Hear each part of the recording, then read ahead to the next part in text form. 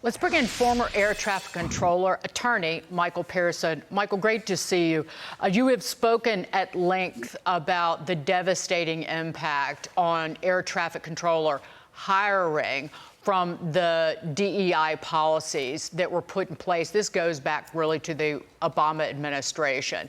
How quickly, now that those policies have been dropped, do you think that the training and hiring can pick up speed and we can rebuild the ranks of our air traffic controllers?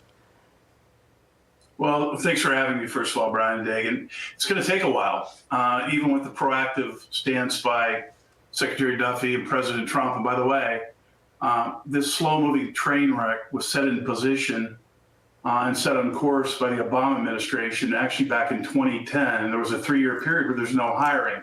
And ironically enough, they say the union says there's between 3,500 and 4,000 slots available. That's just about the number that would have come out of the FAA Academy if the Obama administration, because of the race of the applicants, wouldn't have wiped the list, the CTI list, from the colleges and universities across the country. So this has been a festering problem, and it does take time to get people through the system. The other problems, though, are structural, and they're going to have to address those. Career bureaucrats inside the FAA will not move any faster regardless of who's in position. The Air Traffic Chief Operating Officer, a gentleman named Tim Morrell, has been there for 5, maybe 6 years. In fact, he was a proponent of DEI. After the near accident, the near midair in Austin of February 2023, when Southwest and Federal Express almost hit, within a few days, there was a national conference between air traffic managers and Mr. Morrell and Mr. Morrell's staff. And at that time, the managers nationwide, and this comes directly from them calling me within a few days of this occurring, were perplexed because the first 4 to 5 minutes were safety initiatives. The next hour was DEI initiatives. Okay. And it's got to stop. There's got to be some structural modifications inside the FAA, or the president and Secretary Duffy are going to run into some major structural hurdles. Michael, where people will do everything they can to slow down the changes. Let me ask you about that then, because I've heard Secretary Duffy talk about raising pay, getting rid of the DEI requirements, right? You're talking about these structural changes. You've mentioned some positions, but be specific. I mean, the problem I think we have is time is not on our side with this, so we need things to move faster than government bureaucracy allows.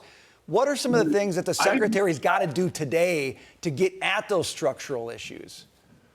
I can give you 7 to 10 items, if we had enough time, that would fix a lot of the issues we're talking about. One of the major issues, again, was put in place by the Obama administration and fostered by the Biden administration. Actually, President Trump came close to resolving this during his first term. But one of the major issues is that air traffic control managers functionally cannot train or retrain controllers that have repeat performance issues. Basically, the controllers have an immunity program. It's called ATSAP. That means if a controller gets airplanes too close, too many times, nothing happens as long as they report it. It's a dangerous situation. It's been in effect since 2010, again, the Obama administration. And frankly, the controllers take it as a get out of jail free card for incompetence. The FAA oversight basically became sanctioned overlook. And that program needs to change immediately. The FAA managers will all tell you that if they have someone who is having performance issues, that means getting airplanes too close. Operational errors are what they're called in the industry, or controllers call them deals. Effectively, they cannot be taken off position. It used to be you would be decertified, put through a training program, and then had to recertify. That no longer occurs. We have controllers having the same performance issues time after time, and nothing can be done by FAA management. It's insane to have a policy where you can't retrain people that have poor performance and keep having repeat. That's crazy. Michael, thank you for being here. We hope to see you soon again as we keep digging into this long-running problem. Right. Thank you again, Michael Pearson. Absolutely. Happy to be here. Thank you.